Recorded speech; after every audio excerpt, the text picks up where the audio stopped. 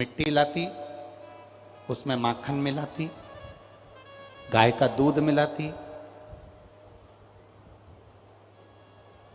थोड़ा सा गौ माता के गोबर को मिश्रण करती और उसमें थोड़ी सी भस्म मिलाकर मिट्टी को तैयार करती और हेमा शिवजी के शिवलिंग का निर्माण करती। जरा बहुत ध्यान देना, ये कथा शायद आपकी जिंदगी को बदल दे। हेमा का नियम मंदोदरी की माता जी का नियम था, मिट्टी को लेकर आना, गाय का गोबर मिलाना, भस्म मिलाना और उसमें थोड़ा सा माखन मिलाना और मिलाकर उस मिट्टी को फेंट कर उसका शिवलिंग का निर्माण कर, शिवलिंग का निर्माण।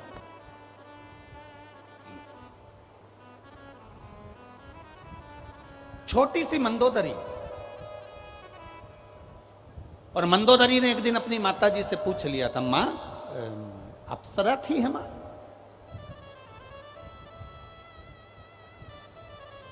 मैदानव की दो धर्म पत्नी थी, हेमा और रंभा। हेमा और रंभा दोनों अप्सरा थी।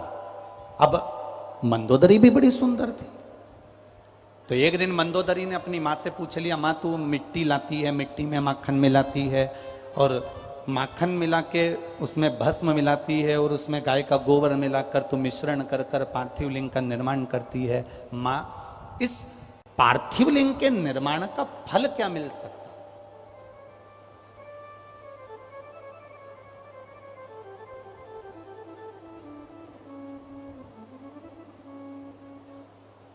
पार्थिव लिंग के निर्माण का फल क्या मिल सकता?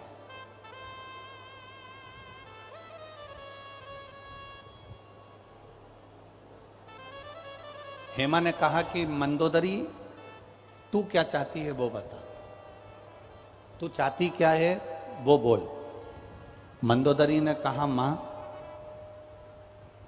नारी और पुरुष ये दोनों का मंगल विवाह होता है, नारी पहले जाती है पुरुष पहले जाता है, ये तो किसी को नहीं मालूम, जो भाग्य में लिखा होता है वो होता है।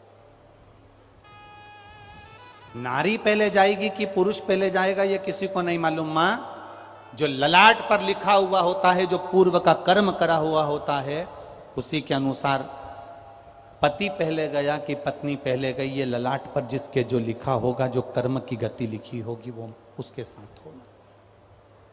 पर मां, मैं इतना पूछना चाहती हूं, क्या नारी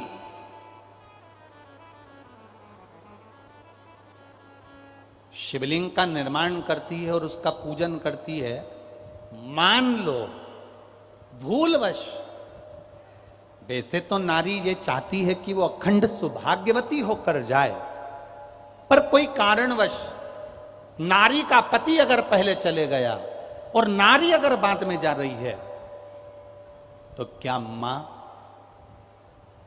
शिवलिंग के निर्माण का कोई फल उसको प्राप्त हो सकता है? हेमा ने कहा, मैदानों की पत्नी हेमा अपनी बेटी मंदोदरी से कहती है, सुन मंदोदरी, पूरे आस्था चैनल पर जितने सुन रहे हो, जितने फेसबुक यूट्यूब पर सुन रहे हो, जितने लाखों की संख्या में इस दतिया में श्रवण कर रहे हो मां पीतांबरा की गोद में, ध्यान से सुनना। मां हेमा अपनी बेटी मंदोदरी से कहती है, मंदोदरी सुन, शिवलिंग का निर्माण करने वाली नारी मान लो पहले चली गई तो अखंड सौभाग्यवती तो होती ही है, पर मान लो कर्म की गति के अनुसार अगर पति पहले चले गया और नारी अगर मान लो बेधव्य भी हो जाती है, तो हेमा कहती है वो नारी का जब अगला जन्म होता है तो वो 7 जन्म तक कभी विधवा नहीं होती है। 7 जन्म तक नारी वेधव्य धारण नहीं करती है। हेमा अपनी पुत्री मंदोदरी को कह रही है।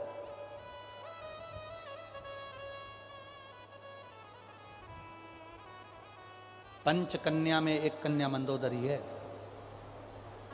जिसका